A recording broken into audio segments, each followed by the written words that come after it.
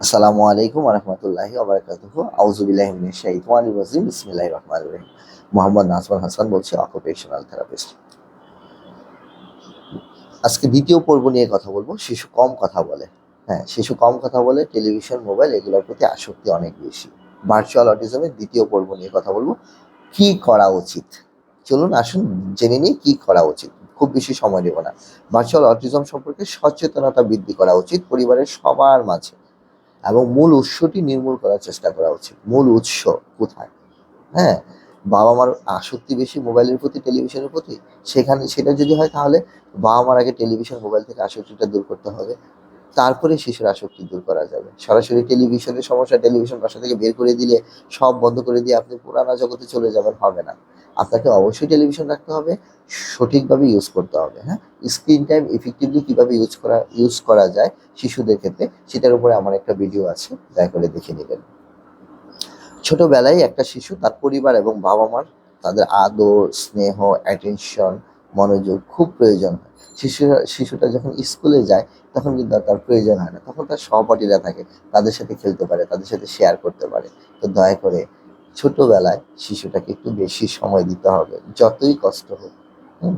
নিজের শিশু তো, নিজের শিশু। আচ্ছা, রুটিন। শিশুটার জন্য রুটিন করেন। হ্যাঁ? ১ ঘন্টা বা ০.৫ ঘন্টা কখন দেখবে? দুপুরে দেখবে বা রাতে দেখবে। ১ ঘন্টা যদি দেন তাহলে সকালে ০.৫ ঘন্টা, রাতে ০.৫ ঘন্টা বা দুপুরে ০.৫ ঘন্টা, রাতে ০.৫ ঘন্টা এভাবে দিতে পারেন। তবে দেখার সময় কি দেখবে সেটা আপনি নির্ধারণ করে দিবেন স্ক্রিন টাইমটা, হ্যাঁ? গবেষণায় দেখা গেছে যে স্ক্রিন টাইমটা দেখা গেছে আপনার ৩ বছর, ২ থেকে ৩ বছরের শিশুদের জন্য আপনারা ০.৫ ঘন্টা দিতে পারেন, হ্যাঁ? ৩ থেকে ৫ বছরের শিশুদের জন্য আপনারা ১ ঘন্টা সর্বোচ্চ স্ক্রিন টাইম আপনারা দিতে পারেন। কিন্তু সেটা অবশ্যই ইফেক্টিভ হতে হবে, হ্যাঁ? সেটা আপনারা অবশ্যই করতে পারেন। আচ্ছা। এটা একটা করতে পারেন। আউটডোর প্লেতে ইনভলভ করার চেষ্টা করেন। গ্রুপ প্লে ইনভলভ করার চেষ্টা করেন। ফ্যামিলি প্লেতে মিনিমাম ০.৫ ঘন্টা ফ্যামিলি প্লে করেন তার সাথে। বিভিন্ন ধরনের আউটডোর প্লে করেন। ঠিক না? ফ্যামিলি প্লে করেন। হ্যাঁ? ফ্যামিলিতে বিভিন্ন ধরনের প্লে করা যায়। বিভিন্ন ধরনের প্লে করা যায়। তার সাথে খেলেন, লুকোচুরি খেলেন, দুষ্টামি করেন, তার সাথে গল্প করেন। ঠিক না? এই ধরনের জিনিসগুলো আরকি। হ্যাঁ? ফিজিক্যাল টাচ দেন। হ্যাঁ? দেখেন গবেষণায় দেখা গেছে যে ছোট বাচ্চাদের যদি আপনি হাগ করেন সেটা বাচ্চাদের ডেভেলপমেন্টে তার কনফিডেন্স লেভেল বাড়ানোর জন্য অনেক উপকারী। জাস্ট একটা হাগ। হুম? এটা একটা জিনিস। হ্যাঁ? পরিবারের সাথে সবাই বসে একসাথে গল্প করেন। তার সাথে বিভিন্ন ধরনের জিনিস, পারিবারিক কথাবার্তাগুলা বলেন। তাকে বুঝান, তাকে গুরুত্ব দেন। এই জিনিসগুলো আপনারা করতে পারেন। তাকে মাঝখানে রাখেন। Sensorial play, project based sensorial play. Slime বানান, প্লে-ডো নিয়ে আসেন, বিভিন্ন ধরনের খেলনা। যেমন আপনি প্লে-ডো নিয়ে আসতে পারেন, পাজল নিয়ে আসতে পারেন, আপনি ব্লকস নিয়ে আসতে পারেন। হ্যাঁ? এখন বাজারে যেমন অনেক লেগো ব্লকস পাওয়া যায়, বিল্ডিং ব্লকস। হ্যাঁ?